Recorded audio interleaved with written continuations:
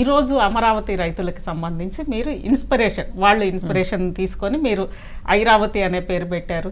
రాజధాని కోసం భూములు ఇచ్చిన రైతుల ఆవేదననే మీరు సినిమాగా తీశారు, అంతేగాని దీంట్లో రాజకీయానికి సంబంధించి ఇది పొలిటికల్ సెటైరా? రాజధాని ఫైల్ కాదండి, పొలిటికల్ సెటైర్ కానే కాదు. నేను ఇందాక చెప్పినట్టు నా సినిమాలో రైతులు హీరోలు, వాళ్ళని ఇబ్బంది పెట్టిన వాళ్ళు ఎవరైనా విలన్స్. ఆ సన్నివేశాలు మాత్రమే చిత్రీకరించాము. వాళ్ళకి జరిగినవి గతంలో జరిగినాయి, ఇప్పుడు జరిగినాయి, రేపు జరగబోయి ఈ సన్నివేశాలు మాత్రమే మేము చిత్రీకరించి ప్రజెంట్ చేయడం జరిగింది. రాజధాని ఫైల్స్లో సరే జరుగుతున్న యాజ్ టీజ్గా ఉండకూడదు అని అనుకున్నారు కాబట్టి మీరు 3 రాజధానుల బదులుగా 4 రాజధానులు అనేది మీరు తీసుకొచ్చారు. సరిగ్గా నిన్నటి నుంచే మీ ట్రైలర్ రిలీజ్ అయింది, రేపు మూవీ రిలీజ్ కాబోతోంది. మీ మూవీ రిలీజ్కి 2 రోజుల ముందు నుంచే ఆంధ్రప్రదేశ్లో ఇప్పుడు ప్రభుత్వమే 4 రాజధానుల అంశాన్ని తీసుకొని వస్తుంది. ఒకటి హైదరాబాద్ నడుస్తున్నారంటారా వాళ్ళు? ఏంటంటే దీని వెనక ఏం జరిగి ఉంటుంది అంటారు? అంటే మేము ఊహిస్తున్నదే రైతుల గురించి మేము ఊహించి తీసింది నిజం అవుతుంది అనిపిస్తుందండి. మేము కొంత సినిమా చూస్తే మీకు తెలుస్తుంది ఇప్పుడు వరకు జరిగింది ఏంటి, రేపు జరగబోయేది ఏంటి కూడా చూపించాం. అంటే రాజకీయాలకి ఆపాదించొద్దు అని నేను మొన్న ప్రెస్ మీట్లో రిక్వెస్ట్ చేశాను మేడం. ఎందుకంటే ఇప్పుడు ఫ్యాన్ గుర్తు అంటే వైఎస్ఆర్సీపీ అంటాం మనం, ఏమండి సైకిల్ గుర్తు అంటే తెలుగుదేశం, ఇలా ఒక్కొక్క పార్టీకి కారు కేసీఆర్ అంటాం, అలాగే హస్తం చూపిస్తే కాంగ్రెస్ అంటాం. మా సినిమా జాతీయ జెండా లాంటిదని చెప్పానండి. జాతీయ జెండాకి అందరికీ ప్రతి పౌరుడికి హక్కు ఉంటుంది దాని మీద. ఈ సినిమా కూడా అలాంటిదండి. దీనికి రాజకీయాలు అసలు ఆపాదించడం కరెక్ట్ కాదండి. తీసిందే రాజకీయాలు, ఎందుకంటే అది ఆ రోజు రాజకీయ నిర్ణయమే. 3 రాజధానులు అనేది అమరావతి నుంచి రాజధాని తరలింపు అనలేదు, 3 రాజధానులు అనేది రాజకీయ నిర్ణయమే. సరే, రాజకీయంగా కక్షలతో తీసుకున్న నిర్ణయమా అనేది అది సెకండరీ, రాజకీయ నిర్ణయమే. మీరు చూపిస్తున్న పాత్రలన్నీ కూడా ఇప్పుడు సజీవంగా మన ముందున్న పాత్రలే. రైతుల దగ్గర నుంచి ముఖ్యమంత్రి దగ్గర నుంచి ఈవెన్ ఆ క్యాసినోవా కింగ్ అని మీరు పెట్టుకున్న పాత్రల దగ్గర నుంచి శాసనసభలో జరిగిన డిబేట్స్ కూడా దాదాపు మీ సినిమాలో యాజ్ టీజ్ గా అలానే ఉన్నాయి. మరి ఇవన్నీ యాజ్ టీజ్ గా తీసిన తర్వాత అది పొలిటికల్ సెటైరా, పొలిటికల్ సినిమా అయితే ఇంకా అద్భుతంగా తీయొచ్చండి. వాళ్ళ రిలేషన్స్, వారి క్యారెక్టరైజేషన్స్, జరుగుతున్న అన్యాయాలు, అక్రమాలు ఇంకా చాలా అద్భుతంగా తీయొచ్చు ఎవరివైనా.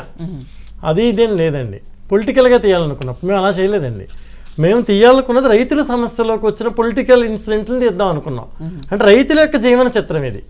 వాళ్ళంతా ప్రశాంతంగా ఉన్న జీవితాలు ఏ రేంజ్కి పడిపోయినాయి అని చెప్పే ప్రయత్నంలో చేసింది. కానీ పొలిటికల్ అంటే మరి ఓవరాల్గా పొలిటికల్గా వాళ్ళు చేసినవన్నీ చెప్పాలి మేడం.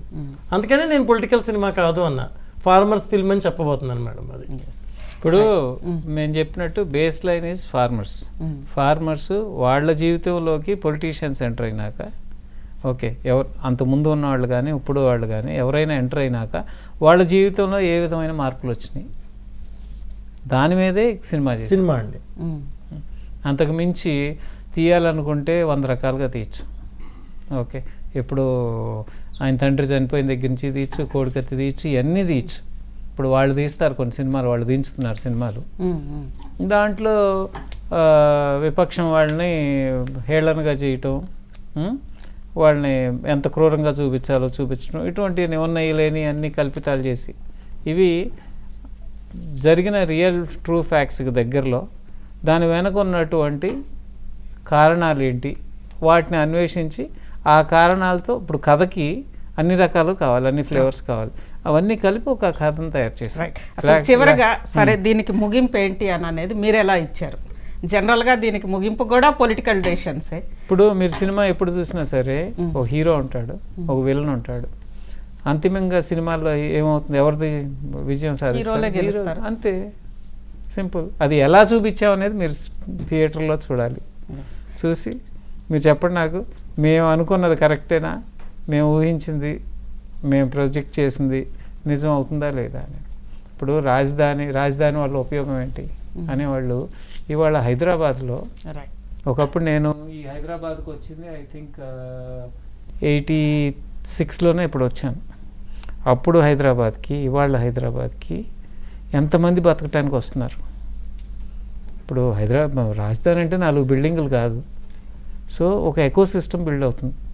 ఒక ఐటీ వాడు పనిచేస్తుంటే వాడి చుట్టూ మెకానికల్ కావాలి, ఒక షాప్ కీపర్ కావాలి, షాప్లో సేల్స్ మ్యాన్ కావాలి, ఇలా ఇంట్లో పనిచేసే వాళ్ళు కావాలి, అందరూ బతకడానికి అవకాశం ఉంటుంది. ఆ ఎకోసిస్టమ్ గురించి అది లేకోకుండా అసలు రాజధాని ఎందుకు 3 చోట్ల 3 ముక్కలు పెడితే సరిపోతుంది, ఇలాంటివన్నీ పిచ్చి ప్రలాపలు. మీరు హైదరాబాద్లో ఆంధ్ర నుంచి వచ్చి ఇక్కడ బతికి కోటి కోసం వచ్చి బతికే వాళ్ళు ఎన్ని లక్షల మంది ఉన్నారు. వాళ్ళ గ్రామంలో ఎంతమంది ఉన్నారు, హైదరాబాద్లో వాళ్ళు ఎంతమంది ఉన్నారు.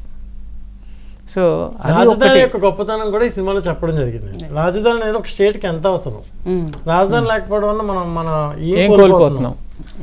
చివరిగా ఏం చెప్తారు అంటే రేపు సినిమా రిలీజ్ కాబోతోంది, ఏంటి ఏం చెప్పబోతున్నారు? ఒక రైతు బిడ్డగా నేను సినిమా తీశాను. రైతు అనేవాడు ఎప్పుడు 10 మందికి పెట్టేవాడే, ఇలా చెయ్యి జాసి అడుక్కునేవాడు కాదు, యాచించేవాడు కాదు. అటువంటి రైతుని ఇబ్బంది పెట్టిన వాళ్ళని ఏ విధంగా ఇబ్బంది పెట్టారో, ఎందుకు, అది సినిమా చూడండి. ఇది ఆ పోరాటంలో చనిపోయిన వాళ్ళకి, పోరాటం చేస్తున్న వాళ్ళకి అంకితం ఇస్తూ మీరందరూ వెళ్ళి వాళ్ళకి సంఘీభావం తెలియజేయాలని చెప్పి ప్రతి ఒక్క తెలుగు వాడిని కోరుతున్నాం. రాష్ట్రంలో అది ఆంధ్ర అవ్వచ్చు, తెలంగాణ అవ్వచ్చు, ఎక్కడైనా అవ్వచ్చు, అందరూ వచ్చి మీరు సంఘీభావం తెలియజేయండి. మీ సంఘీభావం రైతుని ఫ్యూచర్లో ఎవడైనా ఇబ్బంది పెడితే, ఇవాళ చూసాం ఒక సుమారు